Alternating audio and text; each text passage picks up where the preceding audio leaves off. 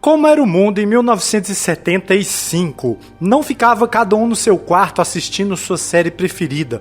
Todo mundo assistia a mesma coisa. Não ficava cada um no seu celular recebendo as notícias da página que você decidiu seguir porque confirmam as opiniões que você já tem. Eu gosto do Bolsonaro, eu quero receber notícias da Jovem Pan. Eu gosto do Lula, eu quero receber notícias do Brasil 247. Não, em 75 tinha uns 3 ou 4 canais de televisão, Globo, Tupi e Record, e alguns nem eram retransmitidos em todos os estados. Tinha uma televisão na sala para a família inteira e às vezes não tinha nem isso. Com o prestígio do Banco Nacional e das empresas do Grupo Nacional, você vai assistir agora a uma emissão jornalística da Rede Globo. São 20 horas. Nos clubes sociais, as pessoas se reúnem em volta de um televisor para ver o Jornal Nacional. Rede Globo. Jornal Nacional.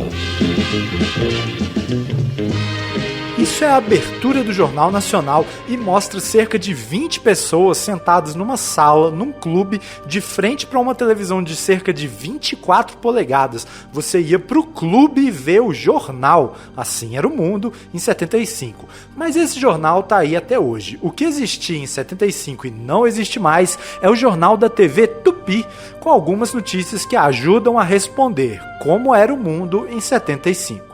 Entra em vigor amanhã o aumento das tarifas postais. Cartas até 20 gramas custarão 70 centavos e as simples passarão de 50 para 70 centavos. Telegramas e cartas para o exterior não sofreram aumento. No Memofônica, a gente gosta de saber a idade dos nossos ouvintes, mas sem números. Você já pegou um papel e uma caneta, escreveu uma carta, dobrou, pôs no envelope, levou numa agência, fechou com selo e postou e ficou dias esperando a resposta? No dia 29 de julho de 75, as tarifas postais tiveram quase 50% de aumento e isso era uma notícia importantíssima porque não tinha WhatsApp, não tinha e-mail, nem ICQ, nem fax. Era carta ou pombo-correio. Ficou para amanhã a esperada reunião entre Rivelino e o presidente Francisco Horta.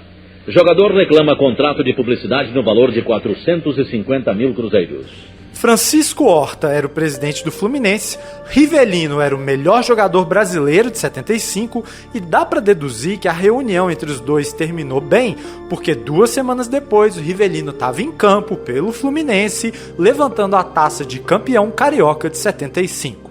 Hoje, o general Golbery do Couto e Silva reassumiu seu cargo de chefe da Casa Civil da Presidência da República totalmente recuperado. Aproximadamente 2 meses após ter deixado o Palácio do Planalto para tratamento de saúde, retornou hoje o ministro Golbery do Couto e Silva. Logo cedo foi receber o presidente Geisel na rampa de acesso do Palácio Presidencial, ao lado dos ministros Hugo Andrade Abreu e Azeredo da Silveira. Em 75, o ministro da Casa Civil era um general, o presidente era um general, quase todo mundo no governo era general, e as notícias que podiam ser publicadas tinham esse grau de profundidade. Voltou a trabalhar depois de um problema de saúde, o general Golbery.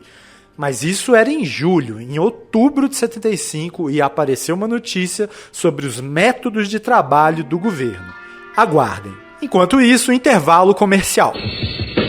McGarrett tem nas mãos uma verdadeira bomba. Uma bomba. Quem colocou a bomba? Havaí 5-0. Além do mistério e suspense, o deslumbrante cenário das ilhas. Havaí 5-0. 6º ano de sucesso. Novas emoções. Na sua noite colorida de quinta-feira, logo após os Trapalhões. Patrocínio Dermocaína, o creme da pele. Aqui na Tupi. Opa, várias informações aí. Os Trapalhões estavam na Tupi em 75, só foram pra Globo no ano seguinte.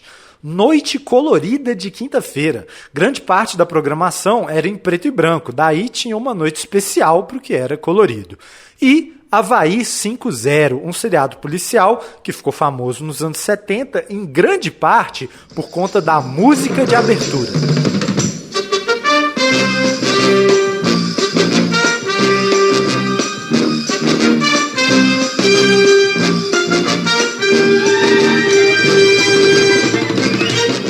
série Havaí 5.0 foi refilmada entre 2010 e 2020, mas a original passava na Tupi em 75. Um caso parecido é o dessa música com a qual a Cristina Aguilera fez muito sucesso em 2001.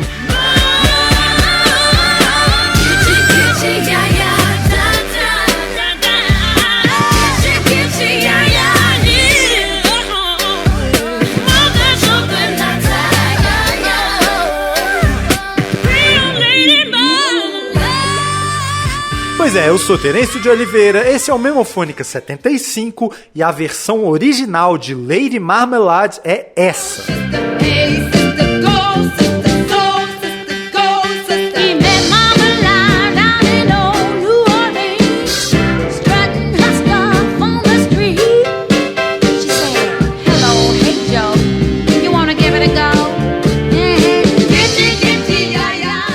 Estamos nos anos 70, o auge da indústria automobilística no Brasil, e o Belchior escreveu uma música descrevendo essa cena. Dentro do carro, sobre o trevo a 100 por hora, meu amor, só tens agora os carinhos do motor. Aí eu pergunto, que carro era esse? E eu digo que era um Maverick, e para aquele que provar que eu tô mentindo, eu tiro meu chapéu. Este é o mais avançado motor de 4 cilindros que vocês já viram. Seu sucesso no mundo inteiro é explicado pela perfeita combinação de simplicidade e economia com um excelente desempenho. No Brasil, apenas um carro tinha projeto tão avançado para receber este motor. Ford Maverick. Este é o Maverick 4 cilindros, agora com mais espaço e mais conforto, e com nova suspensão, mais macia e resistente. Ford Maverick 4 cilindros. Até que provem o contrário, foi dirigindo um Maverick que o Belchior fez essa música, que fez muito sucesso em 75 na voz da Vanusa. No Corcovado, quem abre os braços sou eu. Copacabana, esta semana o mar sou eu. E as borboletas do que fui pousam demais. Vanusa com Paralelas. Por falar em paralelas, a moda vem e vem de novo e vai de novo. Nos anos 70, barba estava muito fora de moda e os homens, ou pelo menos a publicidade, tinham uma fixação pelo barbear mais bem feito, mais meticuloso. É muito raro achar um homem de barba nos anos 70. Deu no Jornal do Brasil que no dia 6 de janeiro de 75, em coquetel no Sheraton Hotel, a Gillette do Brasil lançou o G2, aparelho de barbear com 2 lâminas paralelas que barbeiam e escanhoam simultaneamente e considerado o mais avançado aperfeiçoamento em aparelhos similares desde que King C. Gillette inventou o aparelho de barbear há mais de 3/4 de século. Como foi que a humanidade sobreviveu até 1975 sem o barbeador de 2 lâminas? Como foi que a humanidade sobreviveu até 1975 sem o Physical Graffiti, o disco duplo lançado em fevereiro de 75 pelo Led Zeppelin?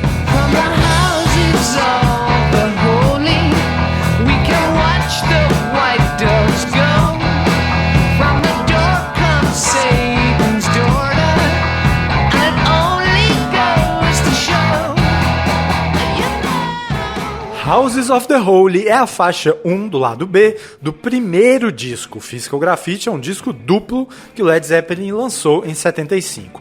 Não sei quanto custava um disco desse na época, mas um barbeador duplo da Gillette custava 14 cruzeiros e 80 centavos. Uma TV Philco 24 polegadas, 10 de 189 cruzeiros. Um ferro de passar roupa, 39,50.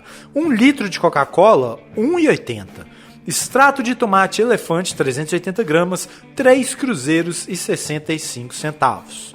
Mas não gaste todos os seus cruzeiros no mercado, você tem que economizar para o cinema e para o teatro. Na quinta-feira, dia 11 de setembro de 75, estreou no Brasil o filme que ganhou o Oscar de melhor filme no dia 8 de abril.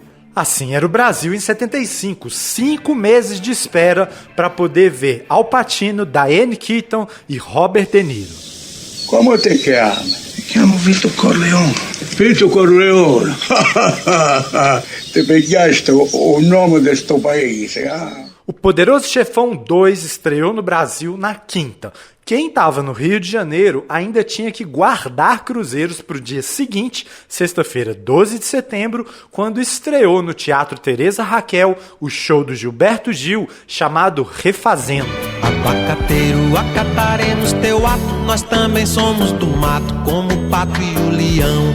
Aguardaremos, brincaremos no regato, até que nos tragam frutos, teu amor, teu coração. Abacateiro, teu regato. Quem era criança nos anos 70 pode lembrar muito do Gilberto Gil cantando a abertura de Sítio do Pica-Pau Amarelo.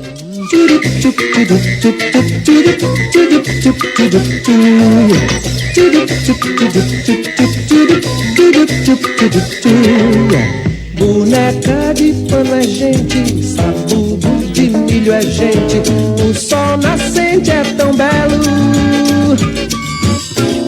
Sítio do Pica-Pau Amarelo. Mas isso foi só em 77. Programa infantil em 75 era esse.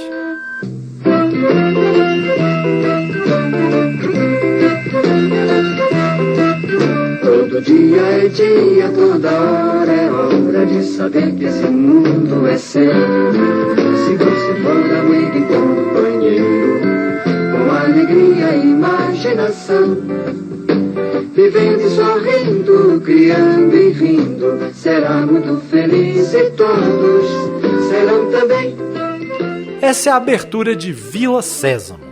Agora, suponhamos que eu fosse te dar 10 mil reais caso você soubesse a resposta da pergunta: quem era o presidente dos Estados Unidos em 1975? Sendo uma colônia dos Estados Unidos, o Brasil recebe uma avalanche de informações sobre esse país. Vários filmes e séries mencionam o famoso Richard Nixon, que renunciou em 74 depois do famoso escândalo de Watergate. Durante 2 anos e meio, eles foram governados pelo vice-presidente. O vice já é naturalmente uma figura meio apagada. Esse ainda tinha um sobrenome muito comum e um nome mais comum ainda. Realmente não era uma pessoa marcante, o Gerald Ford. E mesmo que você tenha acertado a resposta, eu não vou te dar nada não, porque eu não sou o Luciano Huck e você já deveria saber que conhecimentos de história nunca deram dinheiro pra ninguém. Se você tivesse gastado seu tempo acumulando conhecimentos de biologia ou matemática, certamente você ganharia mais dinheiro com isso. Ok, mais uma pergunta. Quem é Henry Kissinger? Vocalista do Engenheiros do Havaí. Não, esse é o Humberto Gessinger. Henry Kissinger foi secretário de Estado dos Estados Unidos de 73 a 77.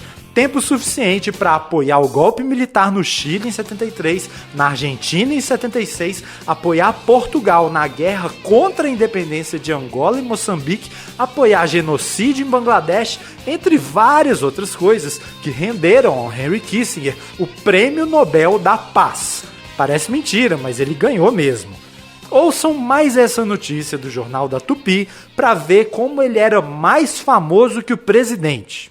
Os Estados Unidos tomarão medidas claras e definidas caso Israel seja expulso das Nações Unidas. Essa afirmação foi feita hoje em Helsinki pelo secretário de Estado Henry Kissinger, depois de uma reunião realizada entre o presidente Ford dos Estados Unidos, Giscard d'Estaing da França, o primeiro-ministro Harold Wilson da Grã-Bretanha e o chanceler Helmut Schmidt da Alemanha Ocidental.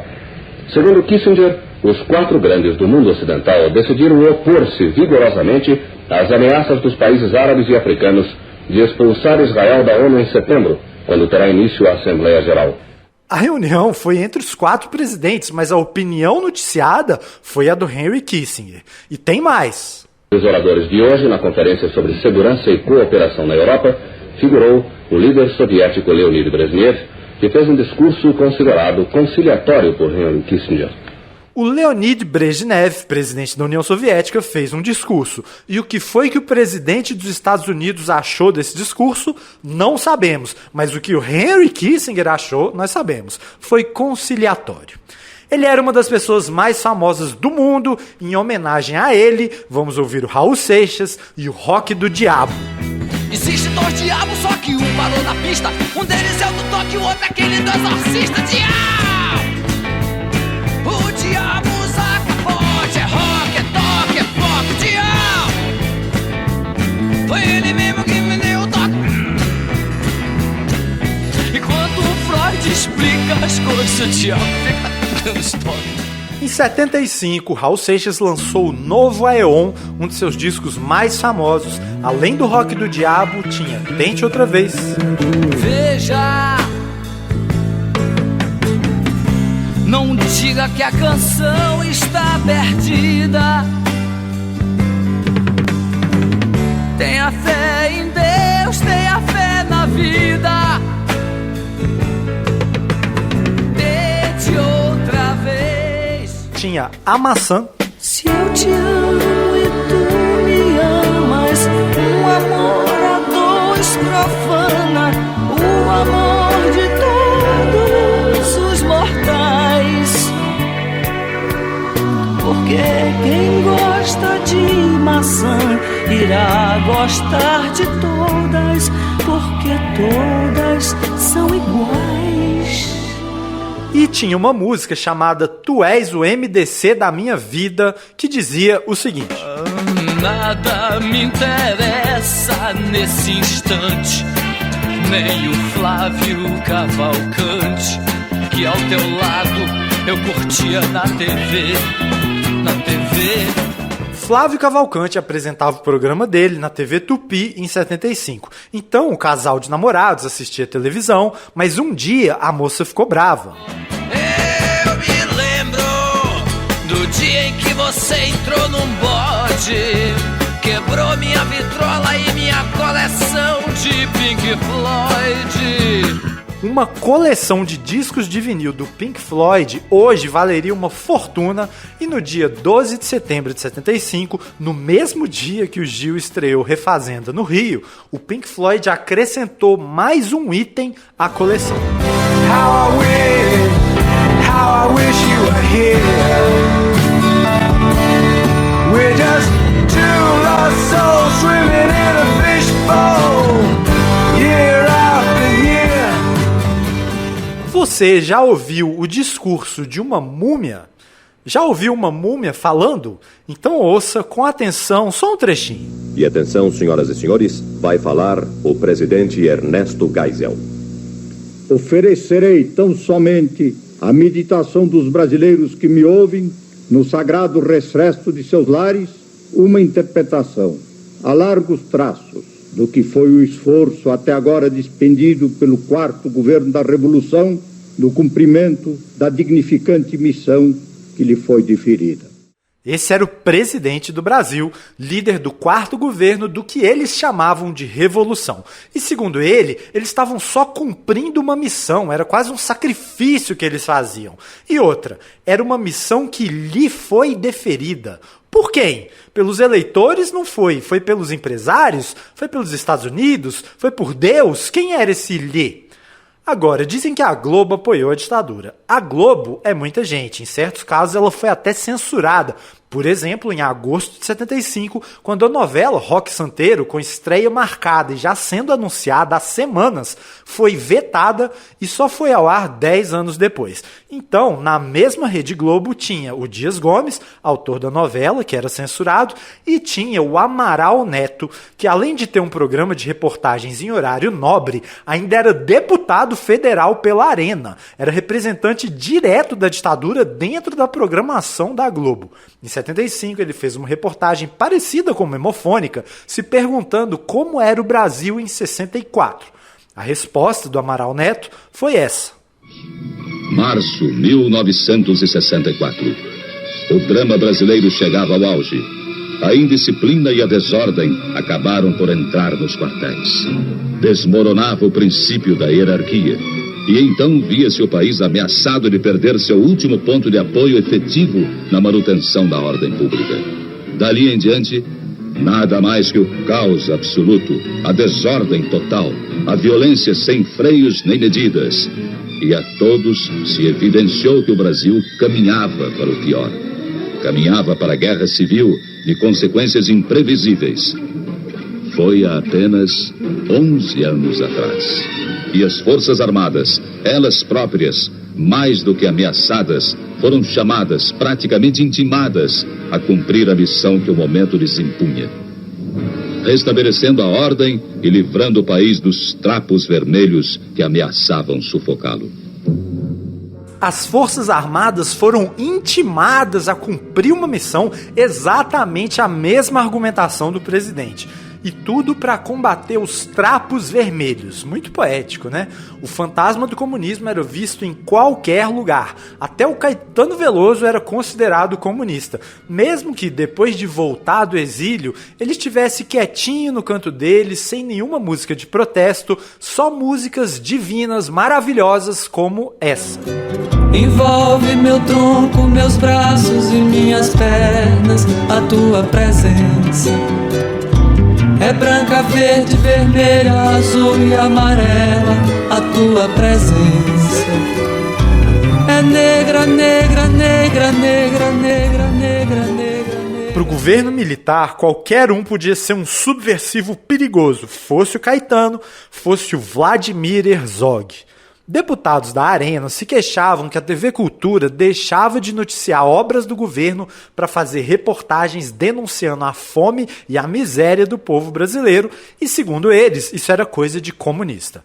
No dia 26 de outubro, o Jornal do Brasil publicou uma nota do Sindicato dos Jornalistas dizendo que mais um jornalista foi preso hoje em São Paulo. Vladimir Herzog, diretor do Departamento de Jornalismo da TV Cultura. Agentes dos órgãos de segurança procuraram o jornalista ontem em seu local de trabalho para levá-lo ao Departamento de Operações Internas do 2º Exército. Após a interferência da direção da emissora, concordou-se que o jornalista se apresentasse naquele departamento hoje.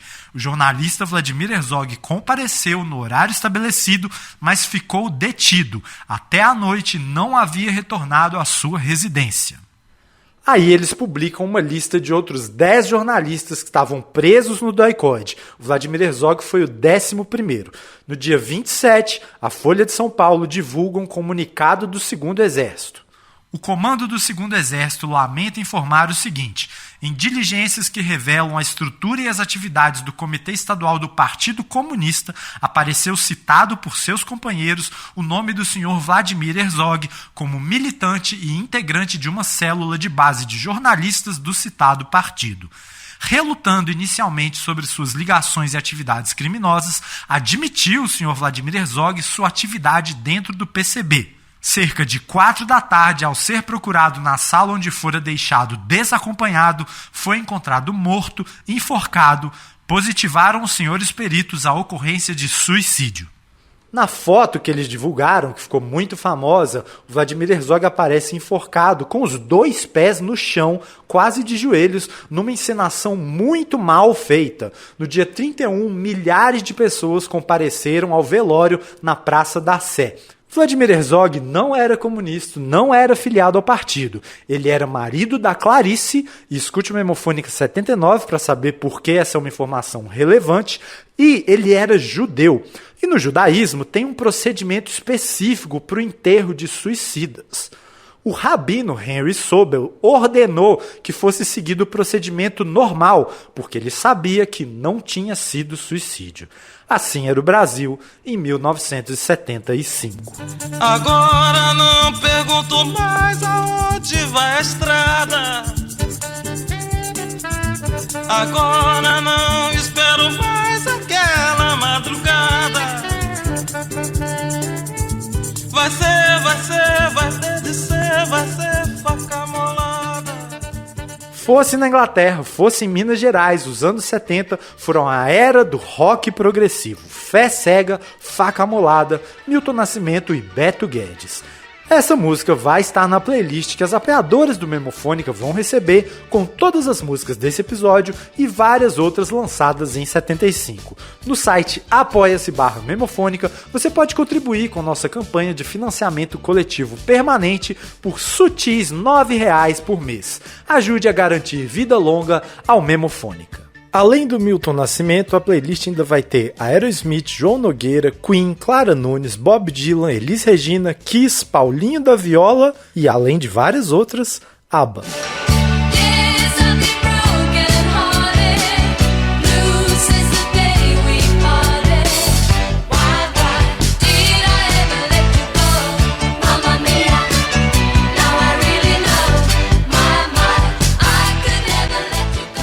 Essas duas belas vozes são da Agnetha Fältskog e da Anne-Frid Lyngstad, as cantoras do ABBA, que canta em inglês, mas é da Suécia. Outra bela voz feminina que marcou os anos 70 é a da moça dessa propaganda. Ei, você se lembra da minha voz? Continua a mesma, mas os meus cabelos, quanta diferença! É que para eles existe shampoo Colorama. Colorama torna os cabelos leves, macios, brilhantes. Colorama é apresentado em 4 tamanhos, 8 fórmulas diferentes e uma para cada tipo de cabelo. E para mais beleza, creme Rinse Colorama. Quando os cabelos são lindos, tudo é lindo numa mulher. Colorama é... Colorama. Em 75 você poderia adquirir os produtos Colorama na boutique da Severina Chique Chique. Quem não conhece Severina Chique Chique, que botou uma boutique para a vida melhorar. Pedro Caroço, filho de Zé Pagamela, passa o dia na esquina fazendo a cena pra ela. Ele tá de olho. É na boutique dela. Ele tá de olho. É na boutique dela. O paraibano Genival Lacerda colocou essa música entre as mais tocadas do país em 75, ao lado do rock progressivo do Milton Nascimento, das baladas românticas de Vanusa, Roberto Carlos e Vando, do samba de João Nogueira, Paulinho da Viola e Clara Nunes, da MPB de Elis Regina, Gil e Caetano. Em 75, a música brasileira ainda não havia sido tomada pela monocultura de um único gênero musical. E ainda tinha espaço para mais. Ouçam essa entrevista dessa moça explicando o que era preciso para tocar rock no Brasil em 75. Um festival de rock vale assim, só quando ele é realizado assim, do jeito legal, quer dizer, implica muitas coisas acontecer um festival de rock, desde a montagem do equipamento até quem toca e como é feita a transação para ninguém sair perdendo. Acontece que aqui no Brasil as tentativas são várias. Agora todo fim de semana tem um festival, mas as condições que eles dão para as pessoas são terríveis, quer dizer, não tem... O pessoal que vai assistir também, ele quer ficar legal, ele quer assistir bem, quer ter comida, quer dizer, não aquele absurdo de preço que eles estão cobrando e exigências, quer dizer, tudo se é feito free, então tem que ser free para valer mesmo, ou então vamos fazer muito bem feito, quer dizer, já com grana em cima, e fazer uma coisa que não seja pobre, então pobreza total desse. E se tem uma pessoa que sabia do que estava falando, era ela. Em 75, ela lançou o melhor disco de rock da história do Brasil. Um belo dia resolvi mudar e fazer tudo que eu queria fazer. Me libertei daquela vida vulgar que eu levava estando junto a você. Essa é a faixa 2 do lado A do melhor disco lançado em 75, não só no Brasil, no mundo. Fruto Proibido, da Rita Lee. Eu sou Terêncio de Oliveira, esse foi o Memofônica 75, concluindo a década de 70. Você já pode maratonar os 10 episódios. E o próximo vai concluir a década de 80. De que anos são essas músicas?